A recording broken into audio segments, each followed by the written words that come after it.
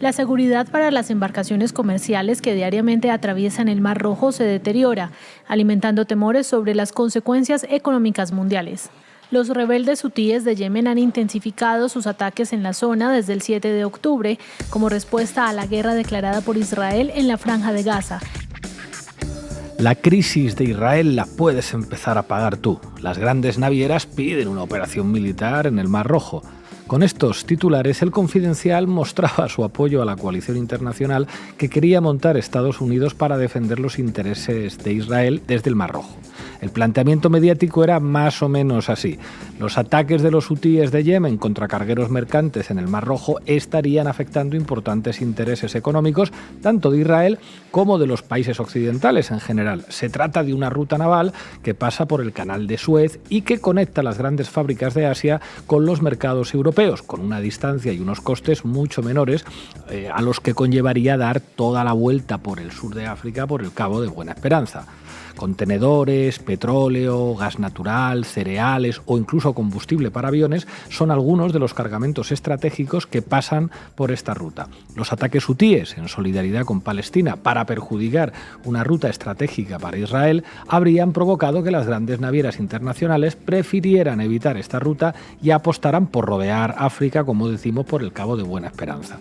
La consecuencia sería un aumento de los costes del transporte que obviamente repercutirían en los precios de una buena cantidad de productos y servicios en los países occidentales. Por lo tanto, más allá de consideraciones morales sobre el genocidio en Gaza, para El Confidencial habría que estar en esta coalición.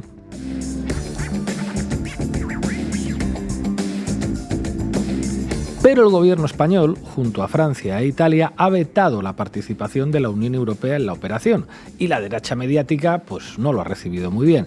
El Mundo tituló «Margarita Robles también complace a los yihadistas».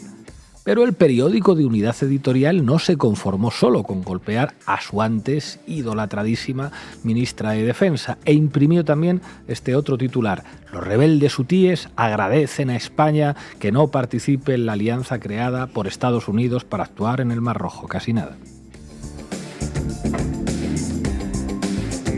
Pero ojo, no solo la derecha mediática madrileña está molesta. La Vanguardia titula hoy «Estupor en el ejército por la no implicación de España en el Mar Rojo» y añaden «En la órbita militar y diplomática no salen de su asombro ante la negativa de España de participar en la misión internacional en el Mar Rojo para proteger el transporte marítimo comercial de los ataques de los rebeldes hutíes de Yemen. Altos mandos militares consideran inconcebible que España se excluya». Ya la semana pasada, Enric Juliana, director adjunto de La Vanguardia, señalaba que no le parecía muy creíble que un miembro del gobierno de los Estados Unidos anunciase la participación de España en una misión militar internacional sin que la participación española no estuviera asegurada. Pues así fue. Y yo me pregunto, ¿qué pasó? ¿Por qué España no participa finalmente de la operación? Hoy vamos a hablar de ello y de más cosas aquí en La Base. Bienvenidas y bienvenidos. La Base, con Pablo Iglesias, Sara Serrano, Manu Levín e Ina Afino-Génova. Bueno, hoy en La Base vamos a hablar del Mar Rojo, de los ataques de los rebeldes hutíes contra los intereses de Israel y en defensa de Palestina y todas las implicaciones geopolíticas y geoestratégicas que está teniendo esta crisis. ¿Qué nos tienes preparado, Sara Serrano? Bueno, voy a hablar de los enormes esfuerzos que se están movilizando para garantizar el comercio, mientras las bombas siguen arrasando Palestina ante la pasividad internacional. Manu Levín, ¿qué dice la prensa? Vamos a ver qué dice en esta ocasión la derecha mediática española sobre la decisión de España de no participar por el momento, en los términos en los que está planteado, al menos, en este operativo militar en el Mar Rojo. Y del canal de Suez, en avión con la comandante Ina Afino-Génova hasta el canal de Panamá. Sí, bueno, vamos a ver en qué estado están las rutas marítimas, las rutas comerciales y miraremos qué alternativas existen al canal de Suez y al de Panamá.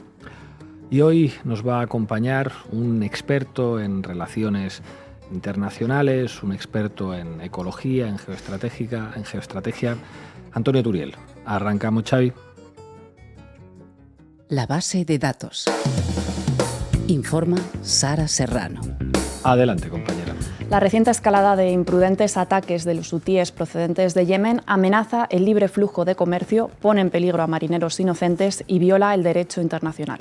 Estas declaraciones del secretario de Defensa de Estados Unidos, Lloyd Austin, pertenecientes al comunicado en el que anuncia la puesta en marcha de la operación Guardián de la Prosperidad para garantizar la seguridad de los buques mercantes que navegan por el Mar Rojo, ilustran perfectamente cuáles son las prioridades de la comunidad internacional en este momento.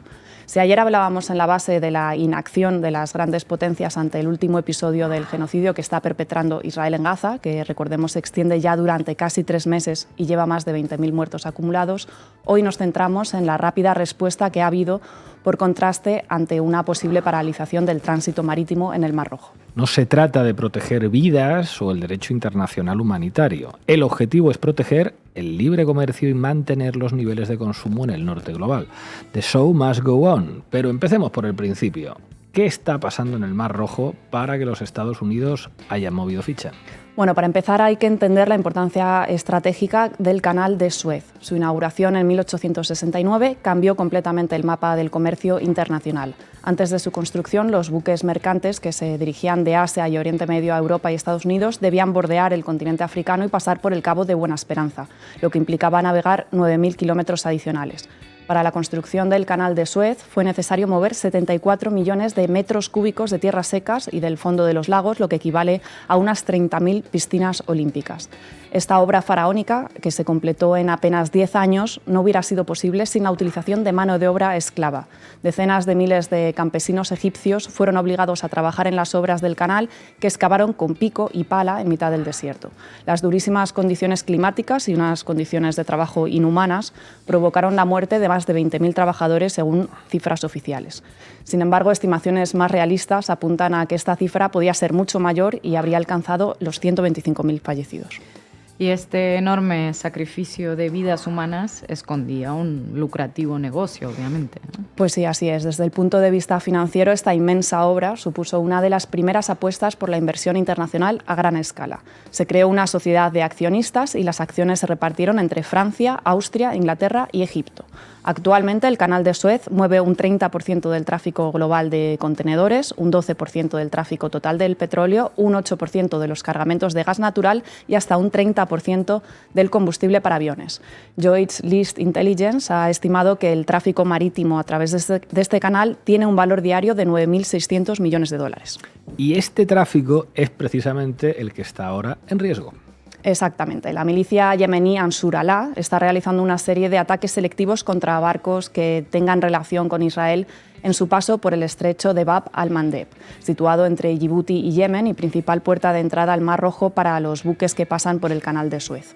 Se trata de una acción muy alejada de la piratería y con un contenido eminentemente político. El portavoz de los hutíes, Mohamed Abdul-Assam, ha insistido en un comunicado en que los ataques son una operación de presión para poner fin a la guerra contra Gaza y apoyar al pueblo palestino. Sobre la operación Guardián de la Seguridad anunciada por Estados Unidos, Abdul Salem ha asegurado que se trata de una coalición formada por Estados Unidos para proteger a Israel y militarizar el mar sin ninguna justificación y que no impedirá que Yemen continúe con sus operaciones legítimas en apoyo a Gaza. El comunicado del Departamento de Defensa de Estados Unidos decía textualmente que la operación Guardián de la Prosperidad reúne a varios países, incluidos el Reino Unido, Bahrein, Canadá, Francia, Italia, Países Bajos, Noruega, Seychelles y España, para abordar conjuntamente los desafíos de seguridad en el sur del Mar Rojo y en el Golfo de Adén, con el objetivo de garantizar la libertad de navegación para todos los países y reforzar la seguridad y la prosperidad regionales. Una operación anunciada en Washington y en inglés da buena cuenta del nivel de autonomía en términos de defensa que tienen los gobiernos europeos y en concreto el gobierno de España. Exactamente. Esto ha provocado, de hecho, una serie de idas y venidas en la estrategia comunicativa del Ejecutivo de Sánchez. Si el lunes por la noche el comunicado de Washington incluía a España en su operación militar en el Mar Rojo, el martes la ministra de Defensa, Margarita Robles, matizaba las informaciones asegurando que España, en cualquier caso, solo actuaría bajo el paraguas de la Unión Europea o de la OTAN. La portavoz del Gobierno, Pilar Alegría, también aseguró en rueda de prensa tras el Consejo de Ministros que España no participará unilateralmente en esta misión. Vamos a escucharla. España unilateralmente no participará en esta misión. No participará unilateralmente. Es más, les diré, cualquier decisión que se adoptase siempre sería bajo el marco de la OTAN y la Unión Europea. El miércoles, el Comité de Política y Seguridad de la Unión Europea acordó por unanimidad modificar la misión europea Atalanta, que desde 2008 lucha contra la piratería frente a las costas de Somalia con el objetivo de dar cobertura a la petición de Estados Unidos. Fue precisamente el vicealmirante Villanueva Serrano, comandante de la misión Atalanta, quien confirmó en sus redes sociales que en respuesta a la firme cohesión de los Estados miembros de la Unión Europea, la EUNAVFOR Atalanta ya ha comenzado a cooperar con la Operación Guardián de la Prosperidad en el sur del Mar Rojo y espera brindar aún más apoyo a través de un respaldo concreto y el empleo de las capacidades adecuadas.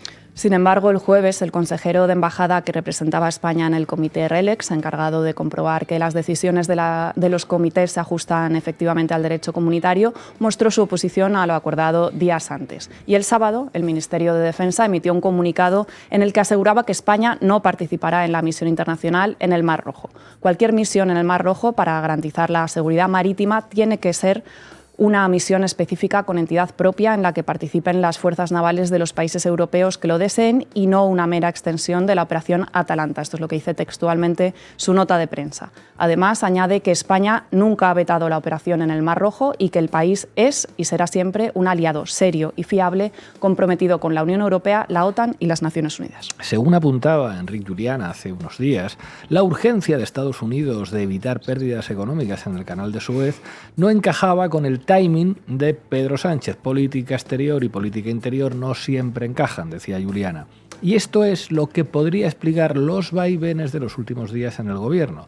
Y es que la participación de España en una misión internacional como la propuesta por Estados Unidos requeriría, al menos en teoría, autorización del Parlamento y Sánchez no estaría en el mejor momento para poner a prueba la solidez de su mayoría parlamentaria con un asunto como este. Bueno, ¿y cuáles han sido las consecuencias hasta ahora, Sara? Bueno, pues básicamente ha tenido dos efectos. Por un lado, el aumento de los costes de los seguros de navegación que contratan los buques que atraviesan el Mar Rojo, que se han duplicado por 10 en las últimas semanas, y por otro lado, la suspensión de muchas compañías navieras de sus rutas por el Canal de Suez. En total, según el Centro de Investigación estadounidense de Atlantic Council, 7 de las 10 mayores navieras por cuota de mercado han suspendido sus rutas por el Mar Rojo. Entre ellas se encuentran el grupo Maersk, la compañía de transporte marítimo de mercancías más grande del mundo, o el gigante británico de hidrocarburos BP.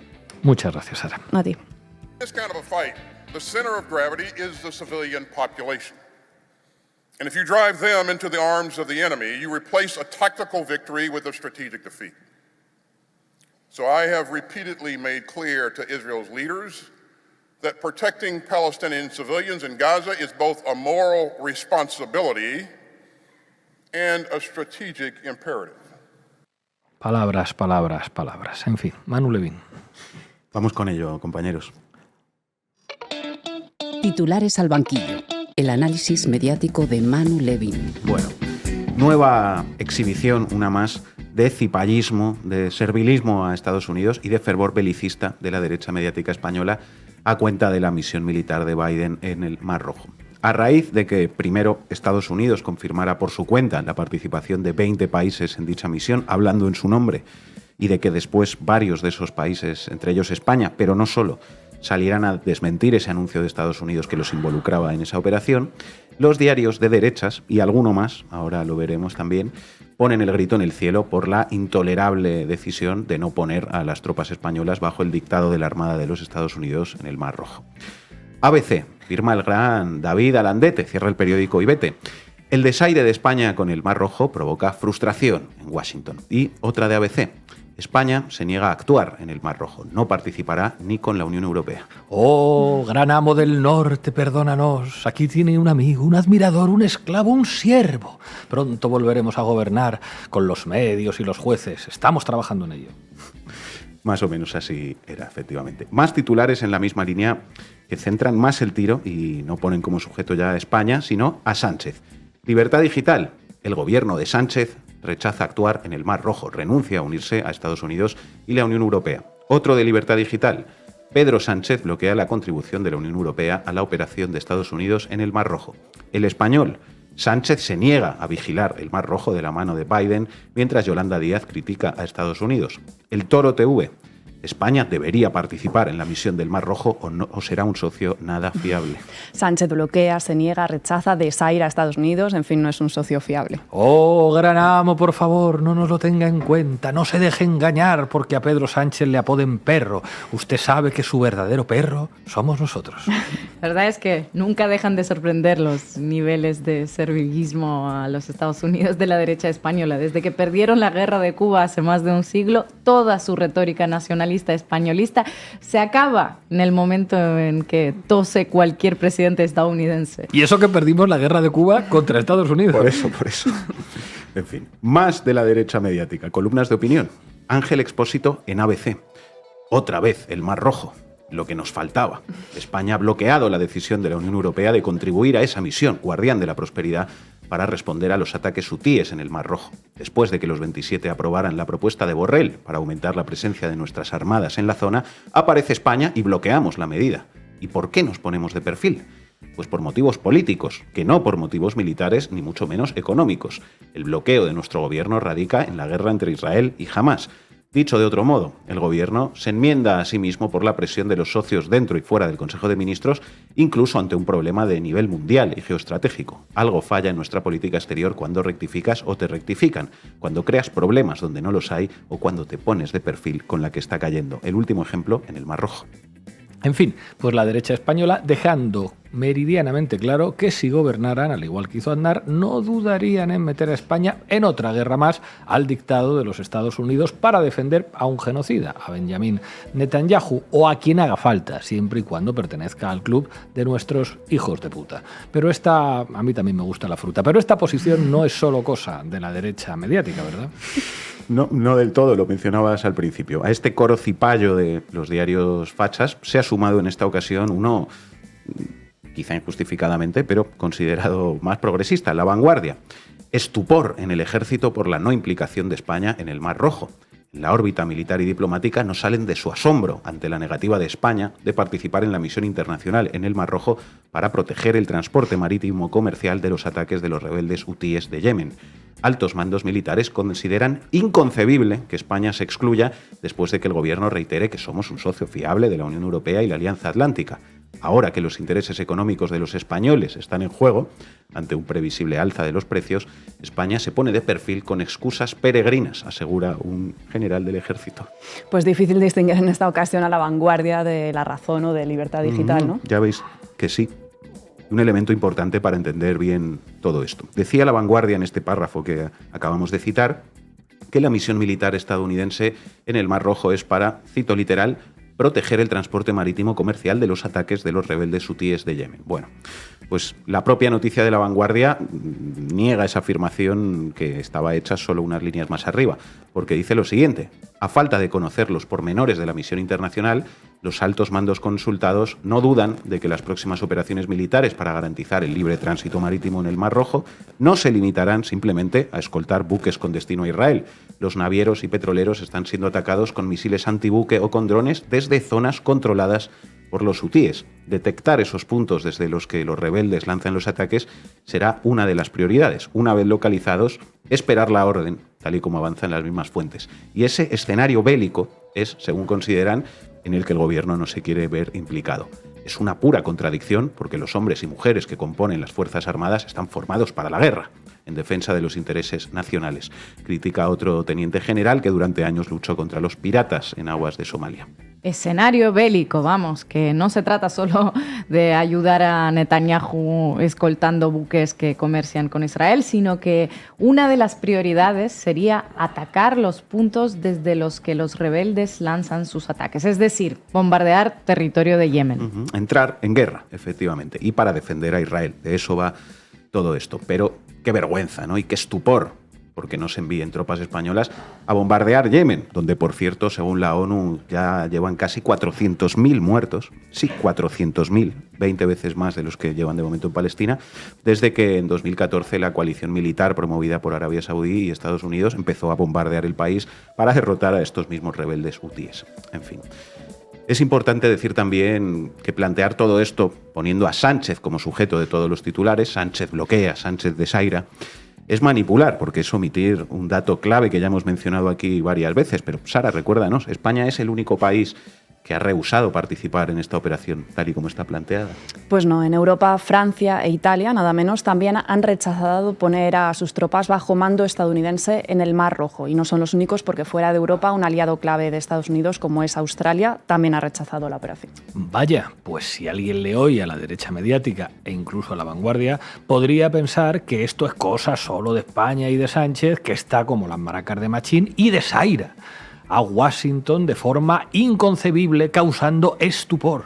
Pero eso podría parecer, claro, porque eso es lo que se busca. Por eso, además de las piezas que he citado antes, hoy hay también una retahíla de contenidos en la derecha mediática que enmarcan la decisión del gobierno como algo que revela una alianza con el terrorismo.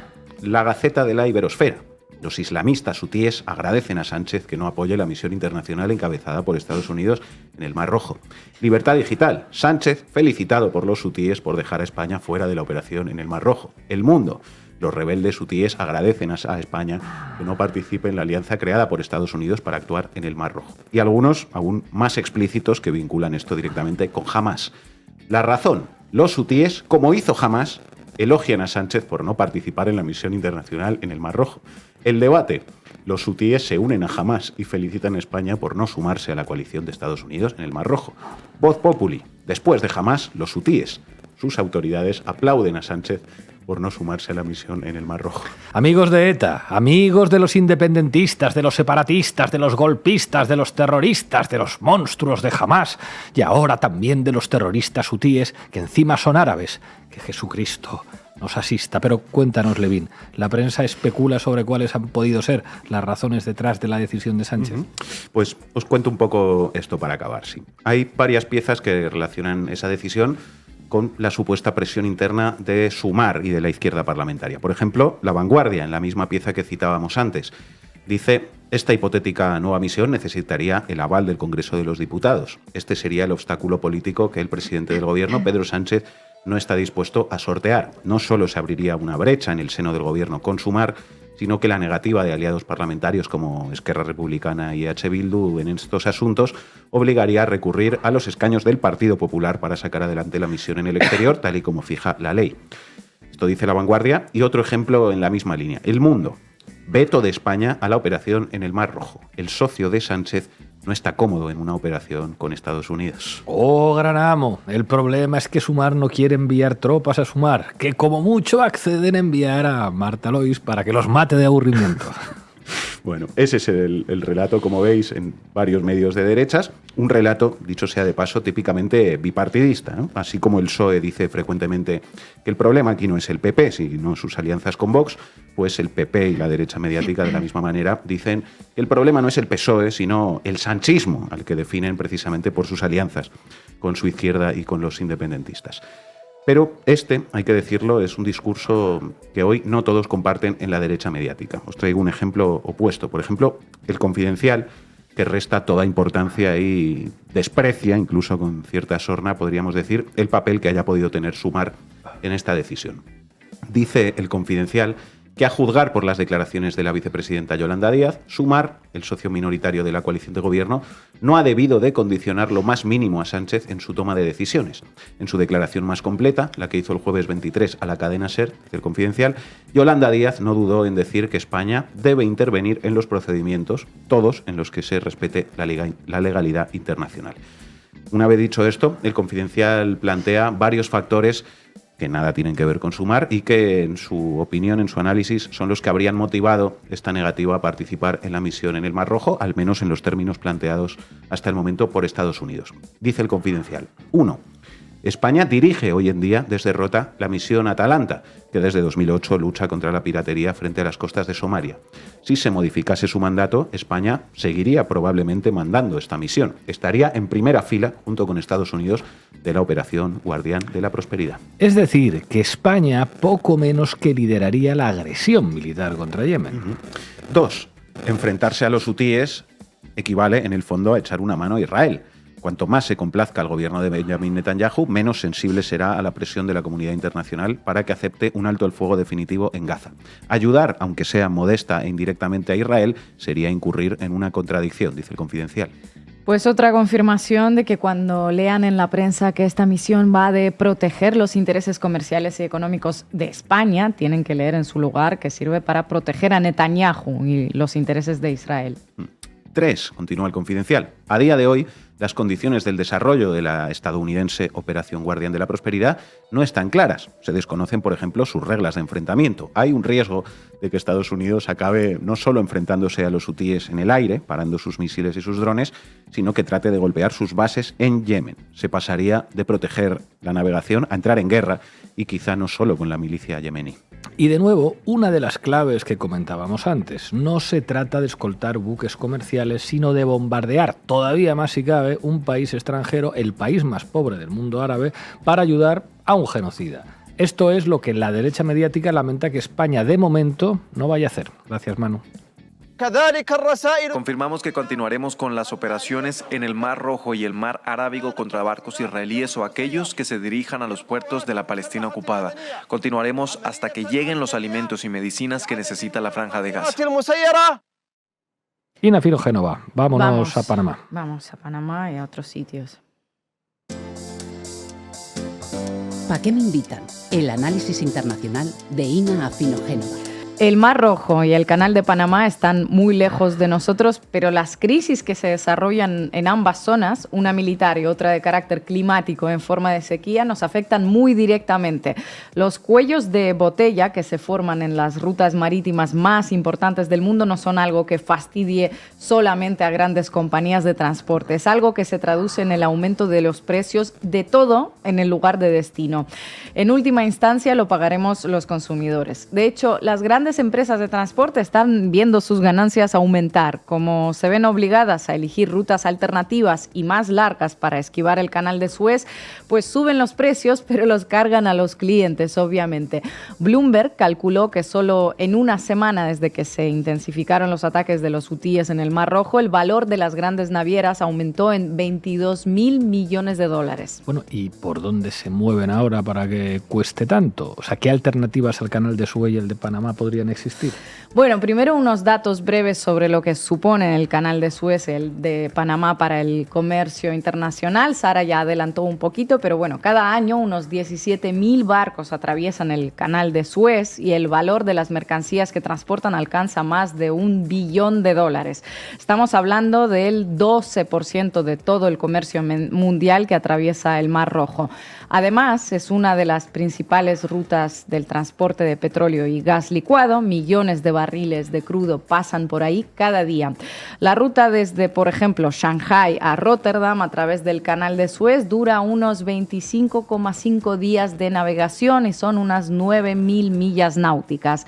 En el momento en el que esa ruta, en rojo en el mapa, deja de ser considerada segura, pues la alternativa es retomar la ruta del siglo XVIII, rodear África alrededor del Cabo de Buena Esperanza, esa línea gris en el mapa, y esto supone, para empezar, entre 7 y 15 días más de viaje, o sea, de 25 días nos vamos a más de 30 de una, más de 13.500 millas náuticas de recorrido y unos millones de dólares adicionales de gastos. Claro, no es solo más combustible lo que hay que asumir para circunvalar el Cabo de Buena Esperanza, es el tiempo en sí que cuesta dinero, ¿no? Los barcos y contenedores dejan de estar disponibles por muchos más días, se gasta más combustible, los seguros suben también, todo por transportar el mismo volumen de mercancías que antes.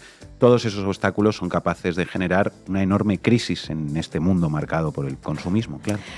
Estando así las cosas, las grandes operadoras de transporte como la danesa Maersk o la petrolera británica BP han modificado ya sus rutas, por ello las tarifas del transporte subieron en hasta un 40% según Bloomberg. Ahora calculen la inflación que puede provocar eso. Inflación que afecta también a los precios del crudo. En las últimas semanas de diciembre, los futuros de Brent y de WTI se encaminaban a una subida de un 5% semanal hasta que Angola anunció su retirada de la OPEP, provocando un ligero descenso. Pero si la situación en el Mar Rojo persiste, pues los precios del petróleo pues acabarán reaccionando también al alza. Muy bien, está claro lo del Canal de Suez. Y por otro lado, tenemos la sequía en Centroamérica que dificulta el tránsito por el Canal de Panamá y finalmente, pues un poquito más de gasolina al fuego, nunca mejor dicho, ¿no? Así es, al Canal de Panamá literalmente le falta Agua. Las autoridades panameñas esperan devolverle al canal las aguas que necesita construyendo un nuevo embalse, pero claro, no es algo que se vaya a hacer de la noche a la mañana. Y mientras tanto, por esa ruta pasaba alrededor del 6% del comercio mundial y el 40% de los contenedores de Estados Unidos. Hablamos de unos 14.000 barcos atravesándolo para trasladar mercancías a unos 170 países.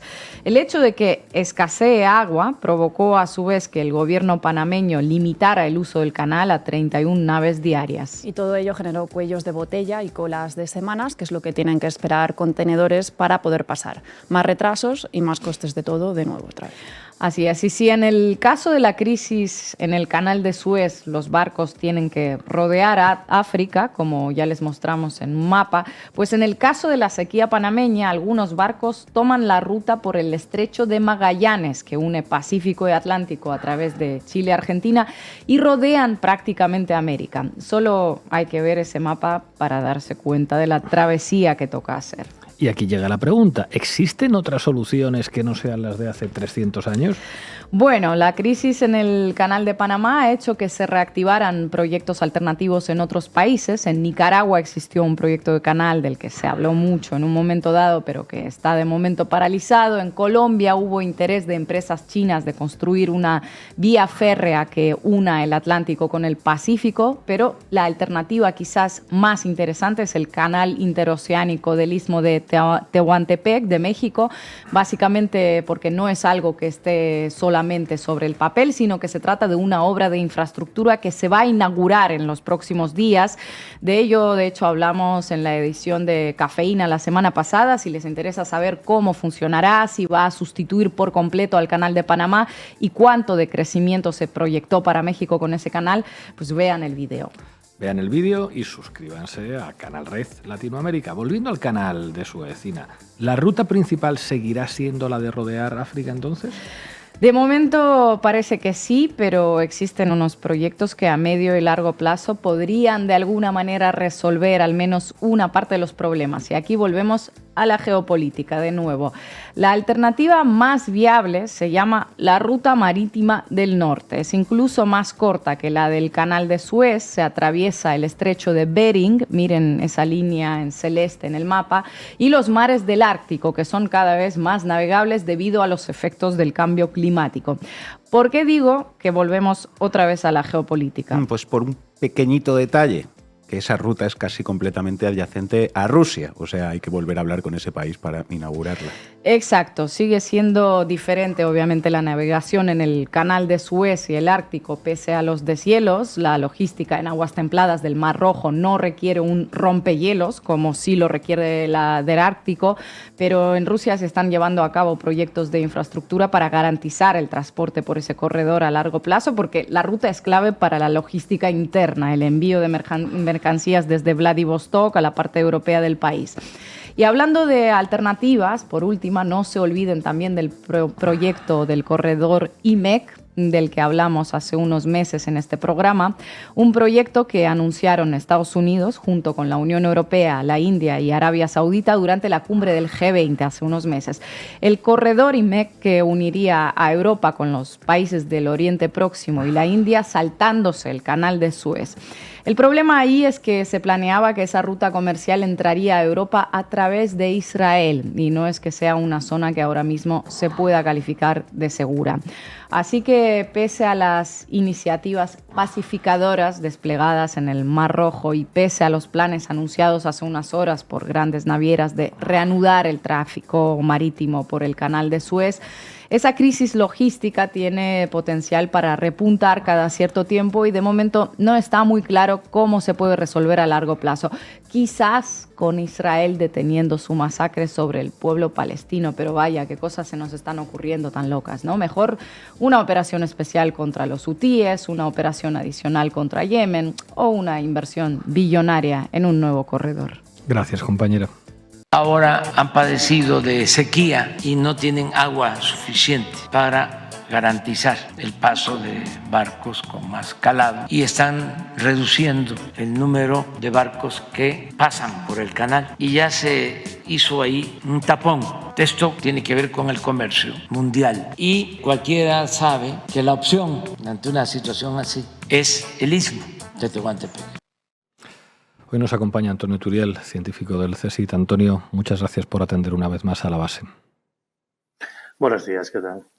Antonio, te queremos pedir un comentario general sobre el papel geoeconómico de los canales, por una parte, y en qué medida las guerras lo pueden redefinir. Yo veo muy difícil una sustitución tanto del canal de Suez como del canal de Panamá. En el caso del canal de Panamá, el problema de sequía no afecta solamente a la zona de Panamá, afecta a toda Centroamérica, con lo cual al final, teniendo en cuenta que se necesita mucha agua para el sistema de esclusas, seguramente la alternativa mexicana contaría con unos problemas muy semejantes, ¿no? Además, no tenemos que olvidar que en el caso del canal de Panamá los problemas empiezan también cuando se hizo la ampliación y el volumen de agua que se requería pues se hizo mayor, ¿no? Cuando se intentó hacer pasar más barcos por allí. En el caso del canal de Suez, evidentemente es una zona, un punto caliente, un punto de alta fricción, y aquí hay que tener en cuenta que no solamente hablamos del canal de Suez y el Mar Rojo, sino también del estrecho de Hormuz, que no está tan lejos, que es de donde sale el 40% del petróleo que se comercia en el mundo, y la influencia que tiene Irán en todas estas zonas, ¿no? Entonces, teniendo en cuenta además que los hutíes son financiados por Irán, pues para evitar el genocidio de Yemen, porque bueno, yo creo que es muy curioso que a nadie le ha importado nada lo que ha sucedido en Yemen en todos estos años, pues son 9 años de guerra, en los cuales además de manera completamente unilateral Arabia Saudita lideró una coalición internacional que se dedicó a machacar al pueblo yemení, y ahora se pretende hacer creer que son una grandísima amenaza para el comercio mundial, cuando bueno, yo creo que intentan ejercer un cierto papel de control, pero obviamente no tienen esta capacidad de control. Yo creo que estamos yendo a una situación de un interés por controlar los puntos estratégicos del comercio mundial. Yo creo que la operación de los Estados Unidos lo que está buscando es consolidar su poder en la zona, y además en un momento que va a ser bastante crítico porque estamos viendo una aceleración en el proceso de escasez de materias primas críticas. Entonces yo creo que lo que se está pretendiendo aquí es garantizar el control del comercio de estas materias primas críticas, particularmente petróleo y gas, pero también además pues las tierras raras y demás que van a ser necesarios en los proyectos de transición energética. Y yo creo que aquí en realidad lo que estamos viendo también es excusas para justificar pues la gran inflación y los grandes problemas económicos que vamos a ver en los próximos años. Yo creo que acentuando pues el papel de los hutíes, dándoles una relevancia mayor que la que tienen, sirviendo como una excusa para justificar pues todos los problemas de inflación y de escasez que vamos a ver en los próximos años, porque bueno, yo creo que también es una buena manera de tener tranquila a la opinión pública occidental mientras se va consumando el proceso de empobrecimiento al que yo creo que inevitablemente vamos a ir a medida que la crisis económica, la crisis energética básicamente, se vaya agudizando con el paso de los años. Antonio Turiel, muchísimas gracias por tu análisis y por atender una vez más a La Base. Hasta pronto. Gracias a vosotros. Llegamos al final del programa. Os vamos a dejar con un temazo de KCO. Esto no para. Hasta mañana.